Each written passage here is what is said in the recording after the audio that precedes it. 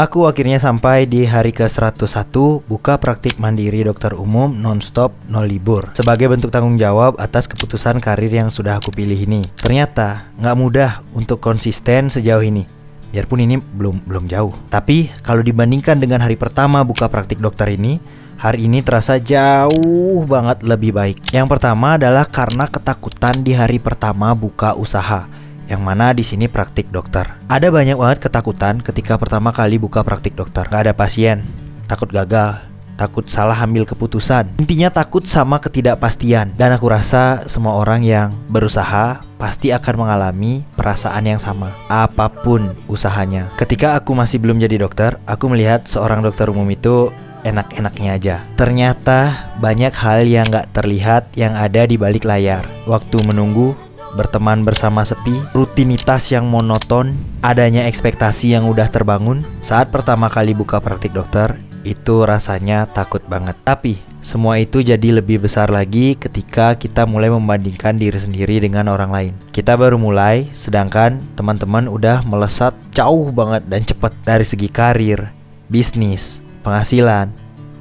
Kalah jauh, baru memulai. Ada juga perasaan FOMO, fear of missing out. Dan aku rasa semua ini pasti akan dialami oleh semua orang yang memulai. Karena deg-degan, ini bakal berhasil atau enggak. Lalu sebenarnya aku melihat ada beberapa hal unik yang aku pelajari kembali tentang hidup dan kehidupan. Pertama, tentang kesabaran.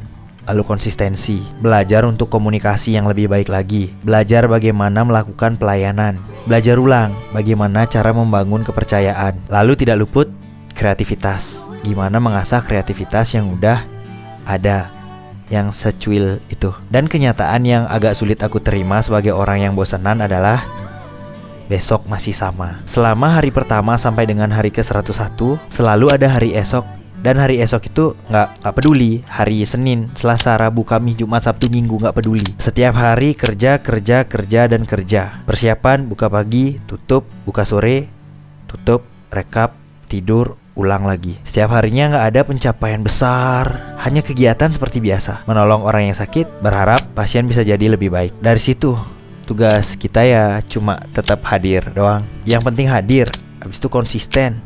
Gak usah peduli sama yang namanya motivasi.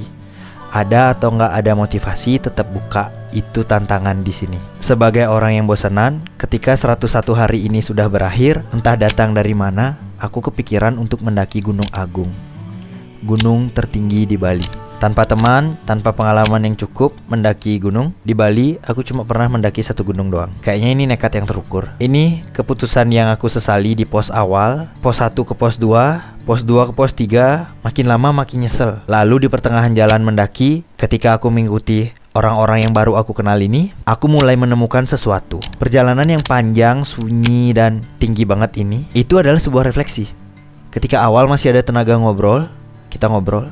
Tapi ketika sudah mulai jalan dan menunggu, disitulah refleksi panjang yang tidak bisa diinterupsi. Mau tidur takut kepleset, mau lanjut capek, mau istirahat malah merenung.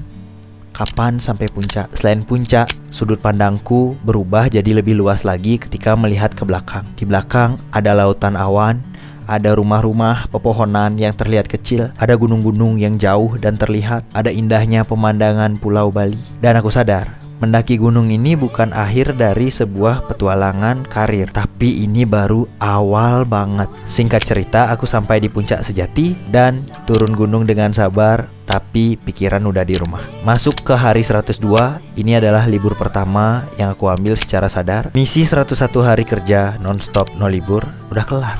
Lalu target selanjutnya apa? Cuma satu, hidup otentik. Gak boleh ada yang namanya penyesalan. Lalu tugasku selanjutnya hanyalah melanjutkan perjalanan maraton ini. Dan yang utama, sama kayak naik gunung, ketika makin tinggi kita, makin bahaya, makin terjal, makin banyak angin yang berhembus. Kalau di praktik dokter itu, yang coba digoyahkan oleh angin adalah keyakinan kita untuk sampai di tempat tujuan. Rasanya berulang kali dihampiri oleh rasa ragu, tapi aku ingat lagi, kalau kita mau sampai di tempat yang kita tuju, kita harus menjaga keyakinan itu. Seperti luar biasa, bersama saya Remo Mintara, berpetualang menaklukkan dunia.